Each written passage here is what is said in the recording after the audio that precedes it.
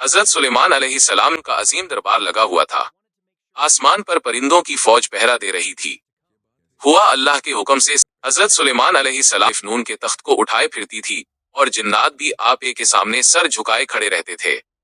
यरूशलेम की तपती हुई धूप में भी आपे के दरबार पर सुकून का साया था, क्योंकि परिंदे अपने परों से आपे पर साया किए हुए थे। एक दिन आपने आसमान की तरफ देखा तो एक परिंदा गायब था। वो था हुदहुद। हजरत सुलेमान अलैहिस्सलाम ने बुलंद आवाज में फरमाया, क्या बात है, मुझे हुदहुद नजर क्यों नहीं आ रहा? क्या वो गायब है? पूरा दरबार खामोश हो गया।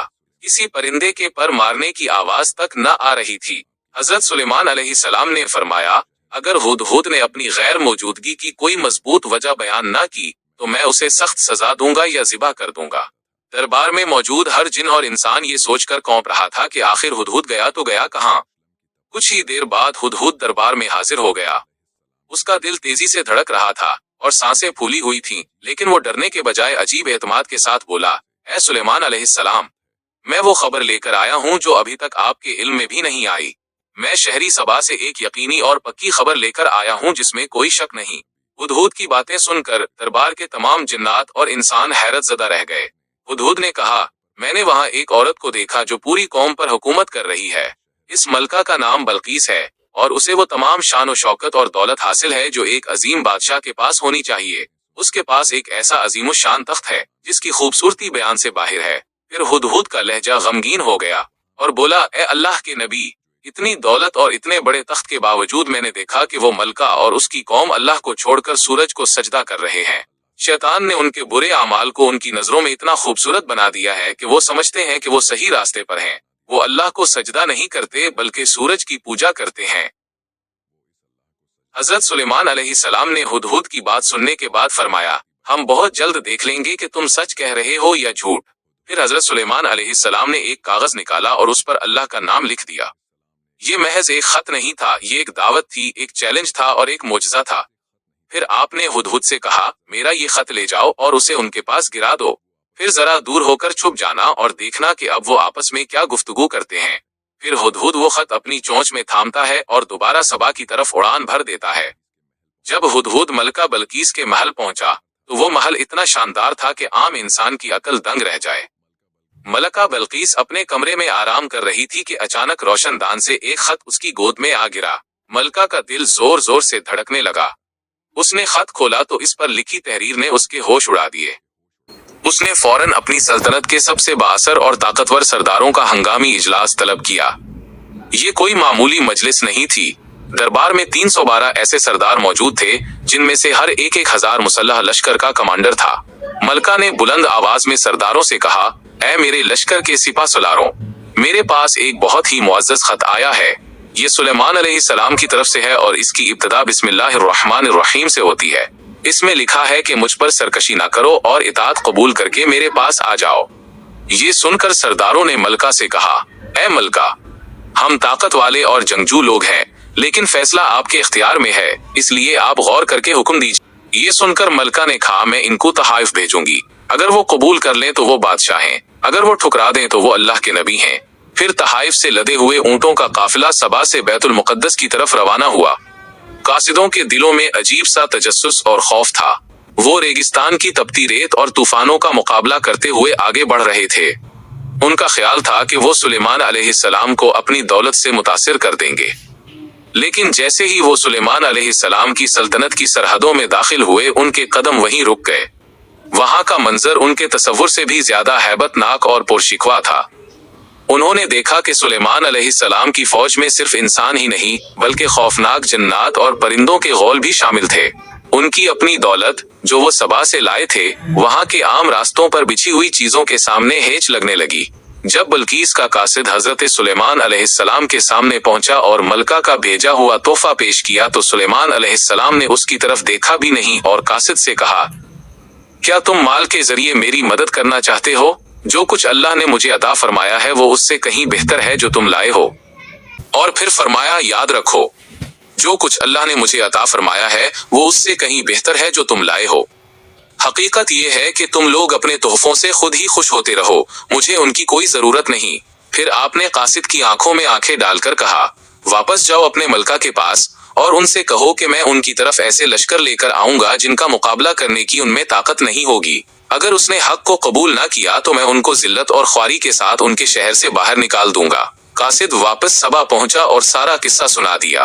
جب بلقیس نے سارا ماجرا سنا، جب اسے موتی کے معجزے کا علم ہوا اور جب اسے بتایا گیا کہ سلیمان علیہ السلام کا لشکر صرف انسانوں پر نہیں بلکہ ہواؤں اور جنات پر بھی مشتمل ہے، تو اسے سمجھ آ گئی کہ یہ مقابلہ زمین کے کسی بادشاہ سے نہیں بلکہ خدا کے ایک منتخب بندے سے ہے۔ بلقیس نے اپنے وزیروں کی طرف دیکھا اور کہا، میں جان گئی ہوں کہ ان سے مقابلہ کرنا اپنی تباہی کو دعوت دینا ہے۔ اب ہم وہاں جنگ کے لیے نہیں بلکہ اطاعت کے لیے جائیں گے۔ ادھر بیت المقدس میں حضرت سلیمان علیہ السلام کو پہلے ہی معلوم ہو چکا تھا کہ بلقیس اپنی قوم کے ساتھ روانہ ہو چکی ہے اور اب قریب پہنچنے والی ہے۔ آپ نے اپنے دربار میں موجود جنات اور سرداروں سے ایک عجیب سوال کیا، اے میرے دربار کے بزرگوں، تم میں سے کون ہے جو بلقیس کا وہ عظیم الشان تخت اس کے پہنچنے سے پہلے یہاں میرے پاس لا کر رکھ دے؟ ایک سرکش اور طاقتور جن جس کا نام عفریت تھا کھڑا ہوا۔ اس نے کہا، میں اس تخت کو دربار ختم ہونے سے پہلے ہی لے آؤں گا۔ حضرت سلیمان علیہ السلام نے فرمایا، کیا کوئی اور بھی ہے جو اس تخت کو اس سے پہلے حاضر کر سکتا ہو؟ تو آصف بن برخیہ، جن کے پاس اللہ کی کتاب کا علم اور اسم اعظم تھا، انہوں نے کہا، میں وہ تخت آپ کے پلک جھپکتے ہی آپ کے سامنے پیش کر دوں گا۔ پھر جو ہی حضرت سلیمان علیہ السلام نے اپنی پلکیں جھپکائیں اور جیسے ہی آپ کی آنکھیں دوبارہ کھلیں، دربار میں بلقیس کا وہ عظیم الشان اور سنہرا تخت موجود تھا۔ یہ تخت کوئی معمولی فرنیچر نہیں تھا۔ اس پر جڑے ہوئے یاقوت، زمرد اور ہیرے دربار کی روشنیوں میں ایسے چمک رہے تھے جیسے ہزاروں ستارے زمین پر اتر آئے ہوں۔ اس کی بناوٹ اور اس کی عظمت دیکھ کر بڑے بڑے جنات بھی حیران رہ گئے۔ آصف بن برخیہ نے اسم اعظم کی برکت سے زمین کے ان حصوں کو سمیٹ دیا تھا اور تخت کو پلک جھپکنے میں حاضر کر دیا تھا۔ تخت کو اپنے سامنے دیکھ کر حضرت سلیمان علیہ السلام کے چہرے پر تکبر کے بجائے عاجزی آ گئی۔ آپ نے آسمان کی طرف دیکھا اور فرمایا، یہ میرے پروردگار کا فضل ہے تاکہ وہ میرا امتحان لے کہ میں اس کا شکر ادا کرتا ہوں یا ناشکری۔ ادھر ملکہ بلقیس کا قافلہ قریب پہنچ چکا تھا۔ حضرت سلیمان علیہ السلام نے ایک اور حیرت انگیز حکم دیا۔ آپ نے فرمایا، اس تخت کی شکل و صورت میں تھوڑی تبدیلی کر دو۔ ہم دیکھنا چاہتے ہیں کہ کیا بلقیس اپنے تخت کو پہچان پاتی ہے یا وہ ان لوگوں میں سے ہے جو حقیقت کو نہیں دیکھ پاتے۔ کاریگروں نے تیزی سے کام شروع کیا۔ تخت کے کچھ حصوں کو ڈھانپ دیا گیا، کچھ نگینوں کی جگہ بدل دی گئی اور اس کی ظاہری چمک کو ایک نیا رخ دے دیا گیا۔ یہ بلقیس کی ذہانت اور بصیرت کا امتحان تھا۔ جب ملکہ بلقیس کا قافلہ بیت المقدس پہنچا تو بلقیس، جو خود کو ایک عظیم حکمران سمجھتی تھی، جب سلیمان علیہ السلام کی سلطنت میں داخل ہوئی تو اسے اپنی ہر چیز ہیچ لگنے لگی۔ اس نے دیکھا کہ یہاں کے راستے، یہاں کی عمارتیں اور یہاں کا نظام اس کے اپنے شہر سبا سے کہیں زیادہ بلند ہے۔ بلقیس جب دربار میں داخل ہوئی تو اس کا سر فخر سے بلند تھا، لیکن اس کی آنکھوں میں ایک چھپی ہوئی حیرت تھی۔ اسے حضرت سلیمان علیہ السلام کے سامنے لایا گیا۔ دربار کا جلال دیکھ کر وہ مرعوب تو تھی، لیکن اس نے اپنی ہمت برقرار رکھی۔ حضرت سلیمان علیہ السلام نے بدلے ہوئے تخت کی طرف اشارہ کیا اور بلقیس سے پوچھا، کیا تمہارا تخت بھی ایسا ہی ہے؟ بلقیس کا دل زور زور سے دھڑکنے لگا۔ اس نے سوچا کہ میرا تخت تو سبا میں 7 تالوں کے پیچھے بند ہے، یہ یہاں کیسے ہو سکتا ہے؟ لیکن اس کی بناوٹ، اس کے وہی خاص پتھر دیکھ کر وہ الجھ گئی۔ حضرت سلیمان علیہ السلام نے فرمایا، یہ پانی نہیں ہے بلقیس۔ لیکن دوستو، وہ کون سی چیز تھی جس نے بلقیس کو دھوکہ دیا؟ اور جب بلقیس کو حقیقت کا علم ہوا تو اس نے اللہ کے سامنے کس طرح سر جھکا دیا۔ جب ملکہ بلقیس اس شیشے کے محل کے دروازے پر آئی تو اس کے دل میں گھبراہٹ پیدا ہو گئی۔ جیسے ہی اس نے اندر داخل ہونے کے لیے اپنا پاؤں آگے بڑھایا تو وہ فوراً پیچھے ہٹ گئی۔ اس کی آنکھوں نے دیکھا کہ سامنے گہرا تالاب ہے۔ اسے لگا کہ اگر وہ آگے بڑھی تو اس کا شاہی لباس بھیگ جائے گا اور وہ پانی میں ڈوب جائے گی۔ ملکہ بلقیس خوف کے باعث اپنے کپڑے اوپر اٹھانے لگی۔ اس حرکت سے اس کی پنڈلیاں ظاہر ہو گئیں جن پر گھنے بال تھے۔